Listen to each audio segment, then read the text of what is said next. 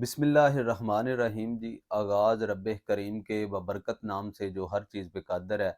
امید ہے کہ تمام دوست خیر و عافیت سے ہوں گے۔ ایک اور نئی انفارمیٹیو ویڈیو میں تمام دوستوں کو خوش آمدید کرتے ہیں۔ بہت سارے دوست پاکستان سے، ٹرکی سے ہمیں کمنٹس بھی کرتے ہیں اور کالز بھی کرتے ہیں کہ کیا اب ٹرکی کے اندر ٹی آر سی بن رہی ہے یا نہیں بن رہی۔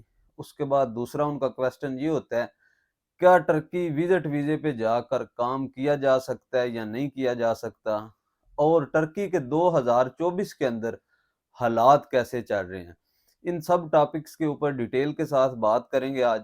اس سے پہلے اگر آپ نے ہمارا یہ چینل سبسکرائب نہیں کیا تو اسے ضرور سبسکرائب کریں۔ ہم آپ کے لیے ٹرکی اور یورپ کے متعلق انفارمیٹیو ویڈیوز لے کر آگاہے بگاہے آتے رہیں گے۔ بہت شکریہ۔ سب سے پہلے بات آ جاتی ہے کہ ٹی آر سی نیو بن رہی ہے یا نہیں بن۔ ٹی آر سی نہ تو پہلے بند ہوئی تھی اور نہ اب بند ہے، جبکہ انہوں نے ٹی آر سی کے جو قوانین ہیں وہ اتنے کوئک کر دیے ہیں کہ ان کے اوپر پورا اترنا اس وقت جو ہے وہ کافی مشکل ہو چکا ہوا ہے۔ آپ اس بات سے اندازہ لگا لیں کہ 2023 کے اندر تقریباً 50 لاکھ لوگوں نے وہ ٹی آر سی کے لیے اپلائی کیا تھا، جن میں پاکستانی، افغانستان، انڈیا، نیپال اور رشیا کے بہت سارے لوگ تھے، اور ان میں سے تقریباً 11 لاکھ لوگوں کو جو ہے وہ ٹی آر سی ملی ہے۔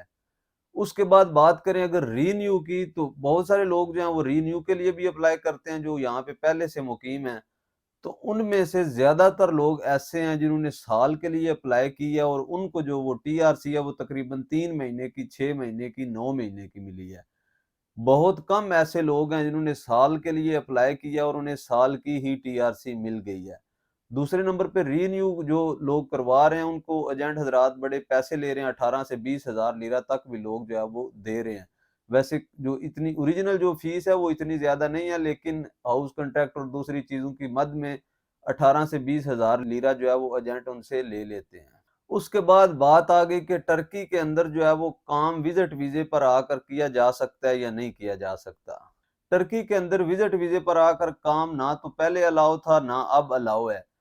کرتے کیا تھے لوگ کہ پہلے یہاں پہ آتے تھے، ٹی آر سی بنواتے تھے اور کام پہ لگ جاتے تھے مختلف فیکٹریوں کے اندر، اور ٹی آر سی کی وجہ سے پولیس بھی اتنی زیادہ جو ہے وہ سختی نہیں کرتی تھی۔ اگر کوئی بندہ فیکٹری میں کام کر رہا ہے تو کوئی زیادہ ایشو نہیں بنتا تھا۔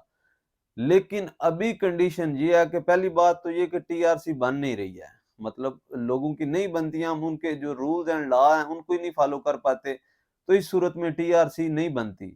چونکہ جہاں پہ ٹی آر سی نہیں بن رہی تو لوگ جو ہے وہ 10 یا 15 دن کا ویزا ہوتا ہے، جتنے دن کا بھی ویزا ہوتا ہے اس کے بعد لوگ انلیگل ہو جاتے ہیں، تو وہ فیکٹریوں کے اندر سکپ ہو جاتے ہیں اور وہاں پہ ہی کام وغیرہ کرنے لگ پڑتے ہیں۔ ابھی پوزیشن یہ ہے کہ بہت ساری فیکٹریز کے اندر بھی ریٹ وغیرہ ہوئے ہیں، اور جن لوگوں کے پاس ٹی آر سی بھی موجود تھی ان کو بھی گرفتار کر لیا گیا، کیونکہ ٹی آر سی کے اوپر ہم کام نہیں کر سکتے، یہ صرف ایک ٹورسٹک کارڈ ہے، اس کے اوپر ہم گھوم پھر سکتے ہیں، کام جو ہے وہ نہیں کر سکتے۔ کام کرنے کے لیے ہمیں ورک پرمٹ چاہیے ہوتا ہے، اور ورک پرمٹ جو ہے آپ تب ہی اپلائی کر سکتے ہیں جب آپ کی ویلڈ ٹی آر سی تقریباً 6 یا 3 مہینے کی ویلڈ ہو، اس کے بعد آپ جو ہے وہ ورک پرمٹ اپلائی کر سکتے ہیں، اور وہ بندہ اپلائی کر سکتا ہے جس کے پاس آلریڈی 5 ترکش جو ہیں وہ کام کر رہے ہوں اور وہ ان کا سگورتا وغیرہ پے کر رہا ہو۔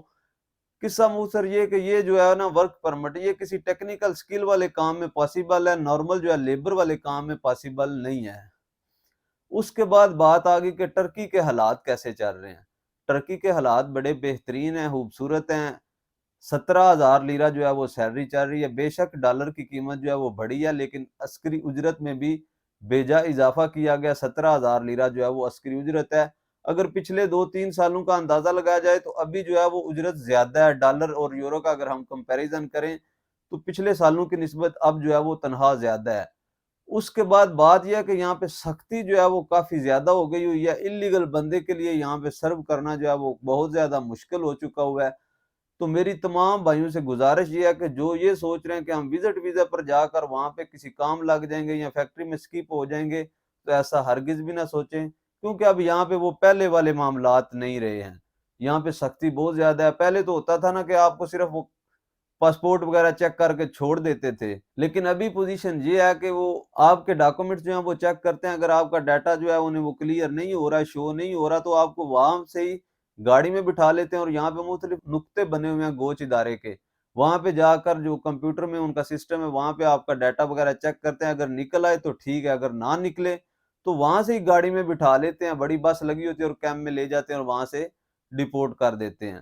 تو برائے مہربانی کو لیگل رستہ اپنائیں، اگر آپ کا کوئی ورک پرمٹ وغیرہ ہے تو اس کے اوپر آپ یہاں پہ اچھی طرح سرو کر سکتے ہیں۔ اور جو دوست ہمیں اس بات کے لیے فون کال کرتے ہیں کہ بھائی ہمیں کسی ایجنٹ کا نمبر دیں، تو ان سے بہت زیادہ معذرت ہے، نہ ہم خود ایجنٹ ہیں اور نہ کسی ایجنٹ کے لیے ہم کام کرتے ہیں۔ ہمارا مقصد آپ تک اتھینٹک معلومات پہنچانا ہے، نہ کہ شعبدے بازیاں پھیلانا ہے۔